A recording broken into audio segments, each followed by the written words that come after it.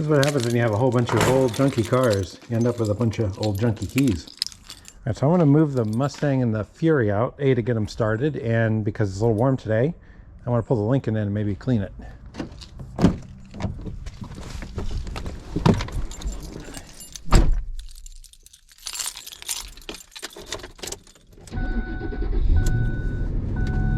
Plug in my scan gauge. Got my junk. I gotta clean this one out apparently.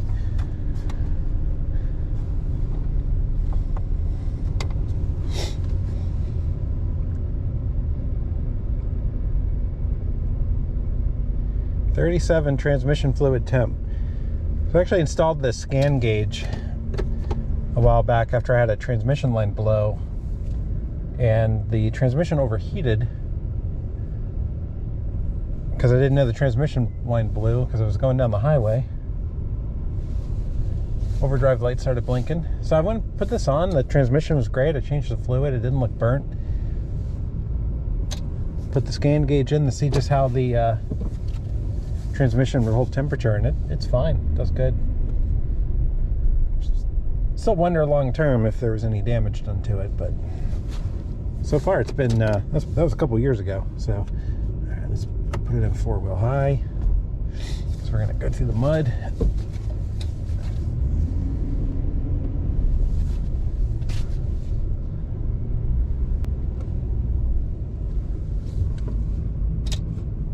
It's probably far enough.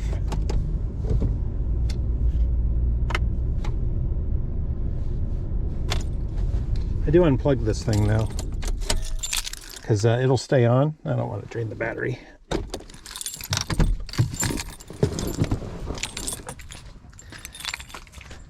How close was I? Oh man, I had another 1.5 feet to go. Oh well. So that's the old trailer, and this space back here, you might recall in our tractor video, had a whole ton of stuff in it. And before the winter, I finally got, since I had the F-250 going, had a nice truck, we cleared out a lot of stuff, took a bunch of brake rotors and car parts and stuff I just didn't need anymore, and took them off to the scrap yard and recycled them. That was awesome.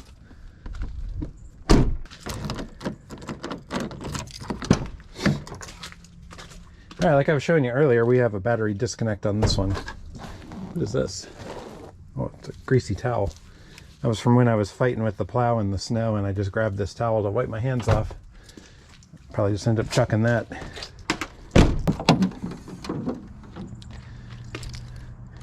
So back in years ago, this thing had some sort of an electrical drain on it. So back then we put a battery disconnect on it, and I put a new one on because that one was a little worn out.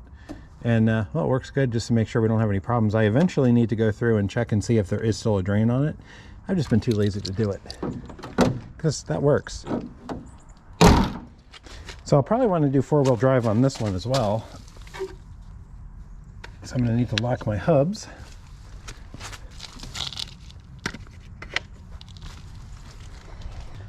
So fun fact, this has manual locking hubs, which you saw us just do. The Expedition has vacuum operated hubs, which actually use vacuum to release the hub. So if you ever have a failure, it'll lock the hubs in place and allow the 4-wheel drive to work. The main reason you want the hubs unlocked is gas mileage and wear. It separates the spinning stuff from the end of the hub of the wheel. That's scientific term, spinny stuff. In all reality, it kind of separates the front axle and the driveline from the end of the hubs where the wheels are, and allows it to spin freely. Takes less power to move, so you save a little bit of gas mileage and a little more wear and tear on those interior parts. So when you lock them, it allows that all to connect and then connect into your transfer case, which is run by this. So we pull that back into 4 high, and now we'll be operating in 4-wheel drive with locked hubs on this one. As you saw on the Expedition, it's got the fancy switch. You just turn it. There's a motor on the transfer case that does what we did mechanically here. And those motors are prone to braking. They, ooh, I forgot, I gotta lift the plow. Too busy explaining how 4-wheel drive systems work to people who probably know. There we go. I had the wheels down, so it wasn't like I was scraping it, but all right.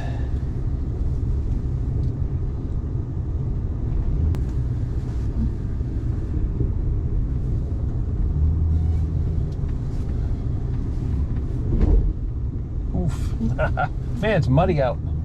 All the snow and ice is melting. The road's getting chewed up. I was thinking about running the tractor today, but it's going to rain for like 2 days straight after this. So while it is nice and muddy and easy to grade, or grate, whatever,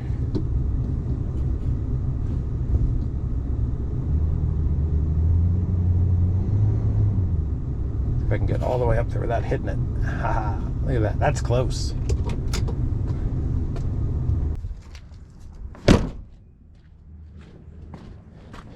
So we'll go ahead and do the Mustang next. It's going to be the easiest to start, hopefully. Same deal, battery disconnect on this one as well. These things are great. I like to leave all the cars, especially in the shop, disconnected. All right, let's see here. Oh, I'm throwing flannel shirts in here. That's good. Oh, you got to do this, right? You got to make sure it's in neutral. Is it really? Yep, it is. All right. My loud fuel pump.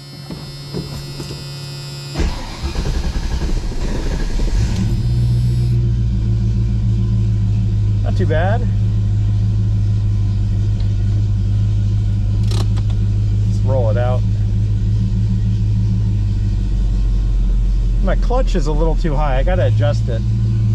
I never really did that when I was finished with it. Oh, I got to get over the snow.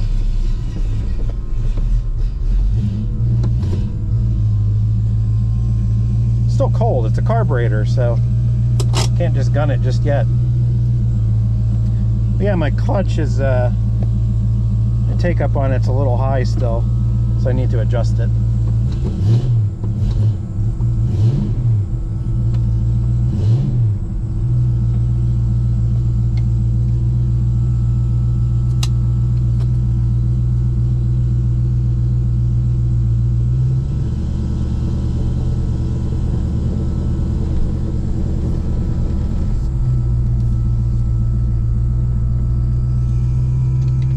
This one will get stuck in the mud if I'm not careful.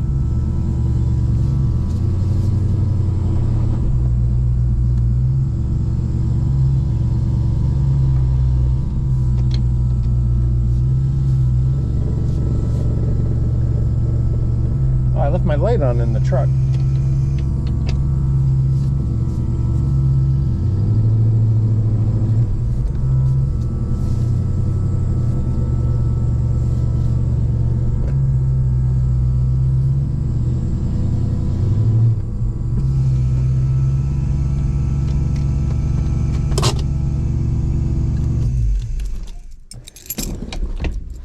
There we go. Better roll it up in case it rains.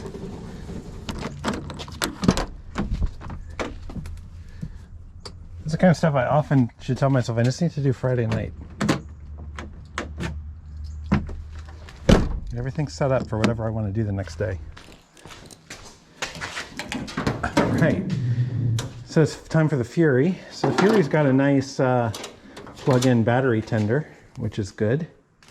It actually mounts in here, as you can see. Same deal, battery disconnect. Old cars, old wiring, custom cars, custom wiring. Always good to make sure you got battery disconnect. Now this one's a little harder to start ever since I messed with the choke linkage. On that, if you look back at some of the videos we have a fake BBD carburetor, and put it on and it ran great, except it was very rich on startup. The choke wasn't right. So I leaned out the choke a little bit, and now it's a little hard to start, especially in the cold, so it's probably going to be better in the summer. So I could probably mess with it and get it perfect, but instead I usually just crank the crap out of it and end up pouring a little gas down it. Let's see if I can get it going this time, though.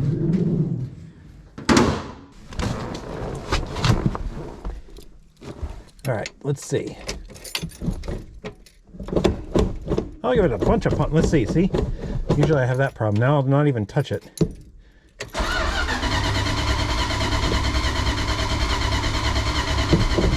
Come on!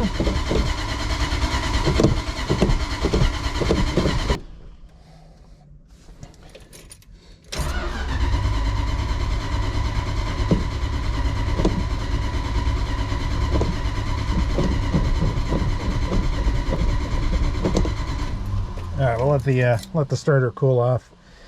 So watch this, and that's more than I've ever done. I've just, the last couple times, I've been like, man, this thing used to fire up so good. And I made a little tiny adjustment to that choke, and now I get this. I didn't turn any other screws, didn't do anything else. I'm not complaining. I'm just saying I know I could fix it. It's just I'm lazy. I'm lazy. Come on now. So, but check this out. This is why I'm like, man, it feels like you're flooding it, because you'll smell a little bit of gas and you think, well, I might be flooding the thing. But watch this. All right, don't tell anyone I'm using this 50-to-1 mix, because well, my gas cans aren't in the garage. See, if you had smell-o-vision, you'd be like, I smell unburnt fuel.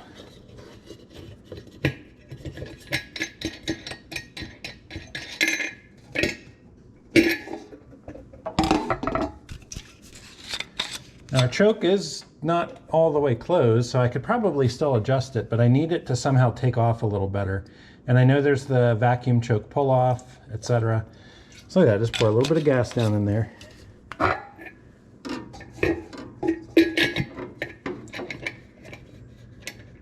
We put a new fuel filter on too, so that doesn't mean anything because we have a bunch of miles on it. I have no idea if this camera is positioned just right, so we'll see. Put this over here. Now watch. You saw that we did. We put a little bit of gas in there.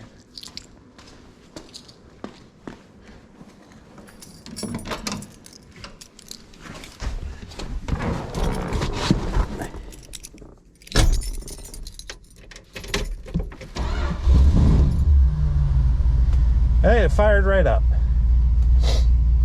So that's why I'm not sure that I'm flooding it. I think that it's having trouble, like the choke's open a little too far, and I got to tune the choke so it's closed more on initial start, but pulls off faster. Because that's what was happening before. It would start up great, and then as soon as, you know, a couple seconds in, as it would get running, it would run super rich and it wouldn't open the choke fast enough, and the choke kickdown would take too long. So there's obviously some playing around. Now, granted, that's not the Stromberg that was originally on it, so I had to modify it a little bit. So I'm sure there's something in all of that. The good news is once it's warmed up, once you get past that, the thing cruises down the road really, really well.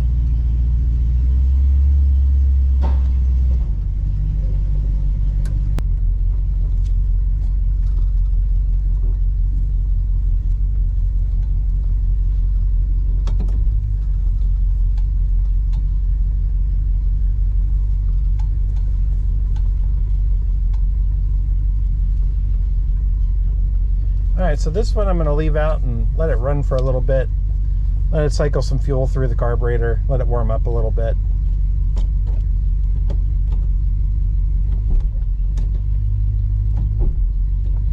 Run it through the gears a little bit. It's too muddy to take it down the road, but I want to at least get it running a little bit, let it warm up. Plus, it's really cool.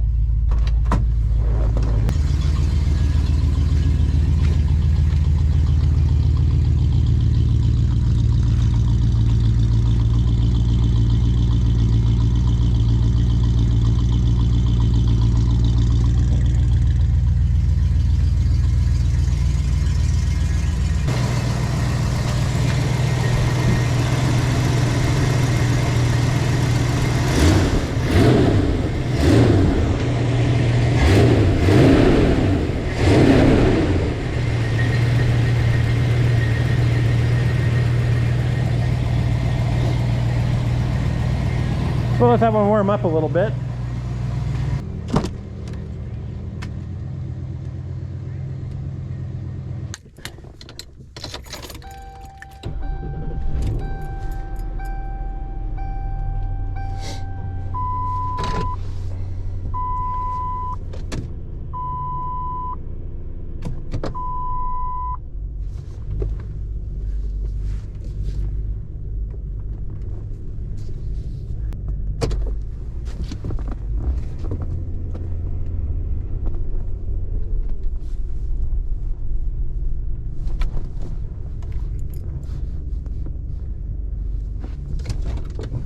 All right, we're gonna wash this one because it's nice out today.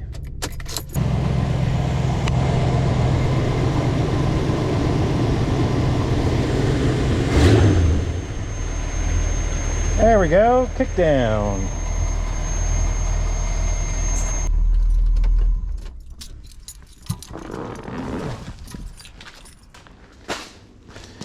Seems a little early to be washing the car, but I think we're done with the snow. It'll just be muddy all over the road, and this will be pointless. But it'll be clean.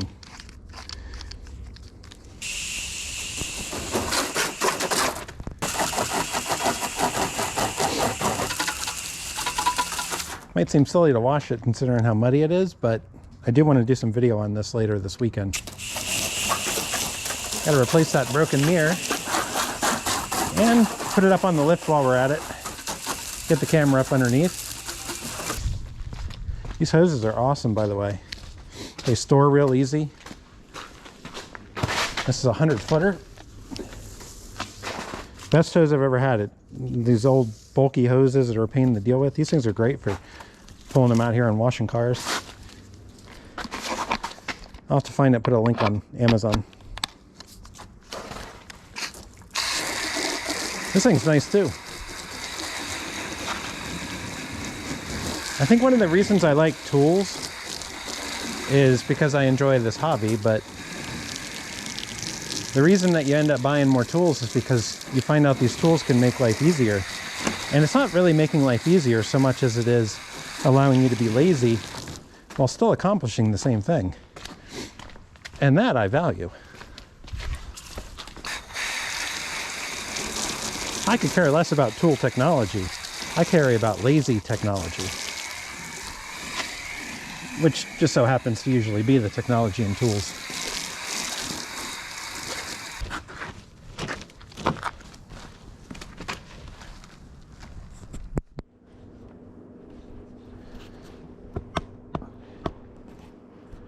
All right, we got this camera set up, got our audio going, got this one going. And of course we got that one over there, which isn't going yet, but it will be soon. Oh! Ha! I knew that was going to happen. That was planned. Okay.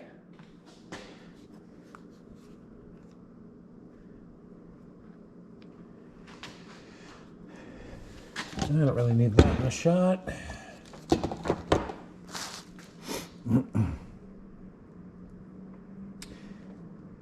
All right, now to replace our mirror glass, we went ahead and picked up a used piece off eBay. And you can go to a salvage yard, eBay, your favorite place for secondhand parts, wherever you want to go. But the key... Okay, now sometimes I do 2 takes because I don't know if I'm going to like what I did. All right, so here is the replacement mirror glass that we received. In fact, it's more than just the glass. We received the entire piece. We went ahead... Sometimes I even do a third. All right, so here is our replacement mirror glass that we picked up. We'll leave that there. Forgot to put that back up. We'll leave that there. Forgot to put that back up. Okay, now this one's recording, so let's go ahead and do our intro super fast. You know, I wanted to bring that over. Hey, welcome to Vortex Garage. Today we're going to show you how to replace the driver's side mirror glass. As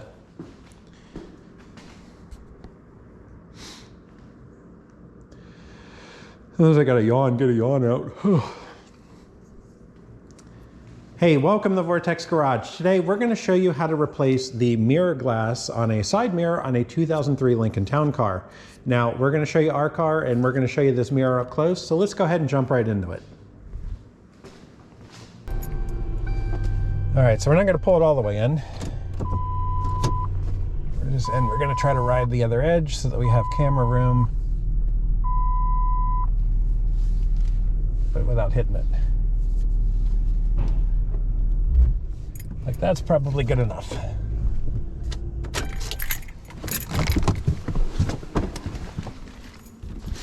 All right.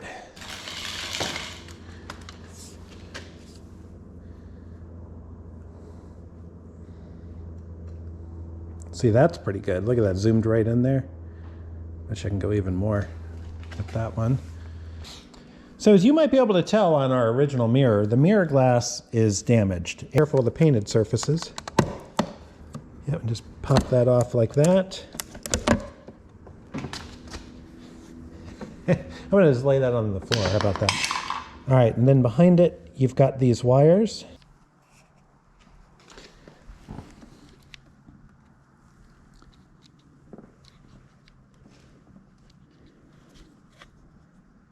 So you can kind of see how that little metal clip will eventually slide into that channel there. So just make sure that it's up like it is in this photo or this video, and it'll slide right in.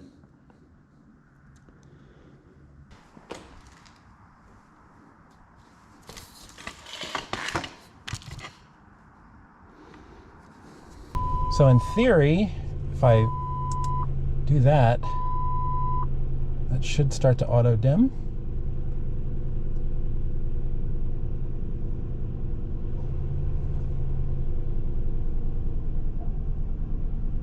I think it is, yep.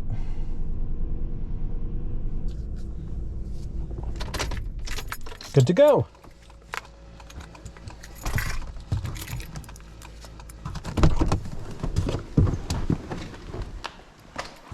Stop all of our cameras. This one off. Okay, and then I got this audio thing. 31 minutes to do all that. That's wild. All right. Oh yeah, I was supposed to keep audio going. Anyway, that's just to kind of show you what it's like when we do our stuff out here. It's what it's like setting up a video. So this is like a 2 or 3 minute video probably, and well, we had to set up a lot of cameras. We probably didn't need all those cameras, but we want to try to get the best views possible.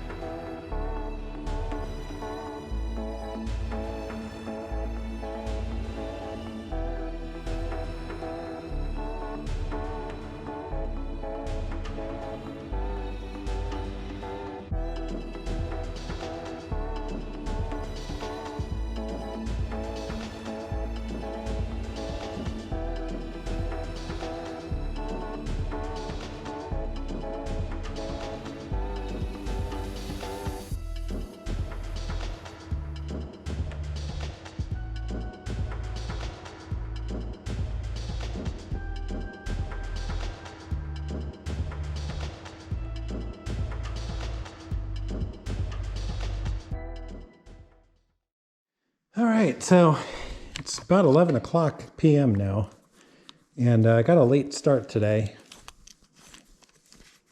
and didn't know what I was going to do, but knew I wanted to at least replace that mirror and move some stuff around, do a little cleanup.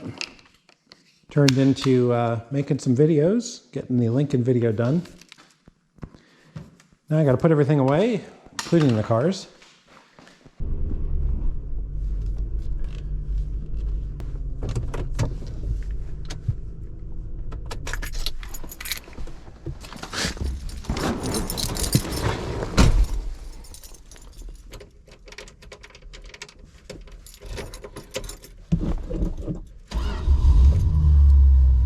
Oh, that was pretty good.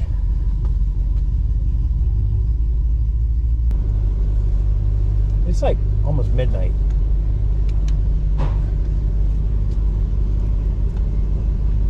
All right, hope my neighbors like Flowmasters. All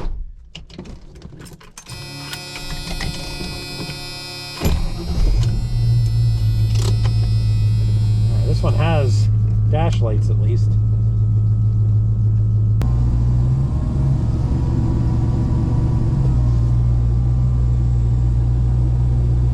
Looks like I'm free from hitting stuff.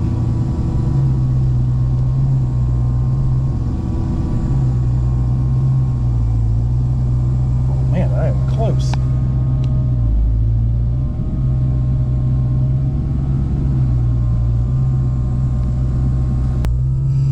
There we go. All right, see, being nice to the neighbors, I didn't rub it. Personally, if my neighbors had one of these, I'd be like, hey, rev it. I want to hear it. But I'm also a car nut. Emphasis on nut.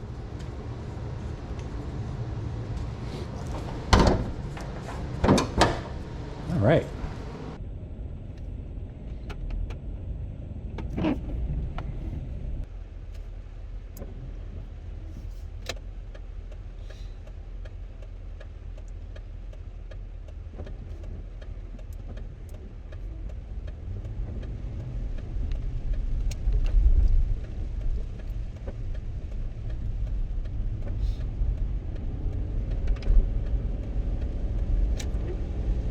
So I'm out driving in the Expedition today, heading down to Harbor Freight.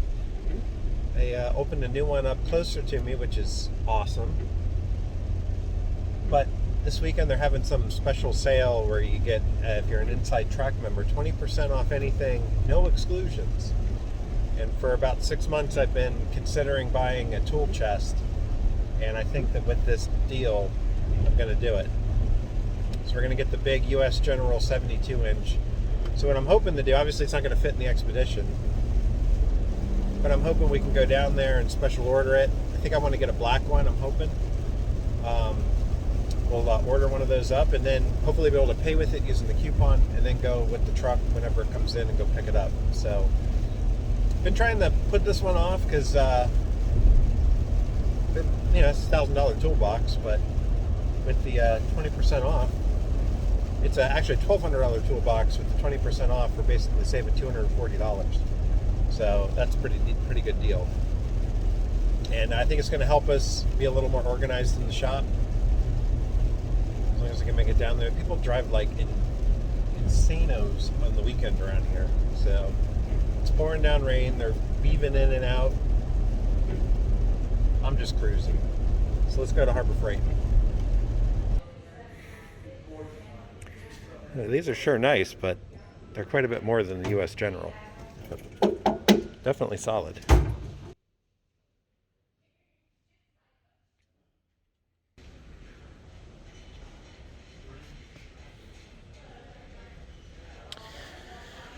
All right, so this is the one. If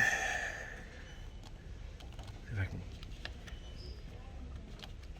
Yeah, I think I like the black color for going with the shop since I've already got a black cabinet. And my little roller cart's black. Well, we'll see if we can use the coupon. All right, we're back from inside. Got my receipt and success. $240 saved on the toolbox. We were able to order the black one that we wanted, so it'll match the rest of our tool chests, except that old red one that I got, which was my original tool chest that I ever had. And but anyway, 7 to 10 days, maybe a little more, depending on if they got one available in the distribution center and get it down here. We'll see. I'm not in a huge rush, so I'm just happy to get the discount. So whenever they get it in, I'll get a phone call and come down with the F-250, load it in the back, and have a new tool chest. So cool. See if we can get some tool organization, and hopefully it's a good investment for keeping the shop going and keeping tools organized and projects flowing. All right, we'll catch you around soon.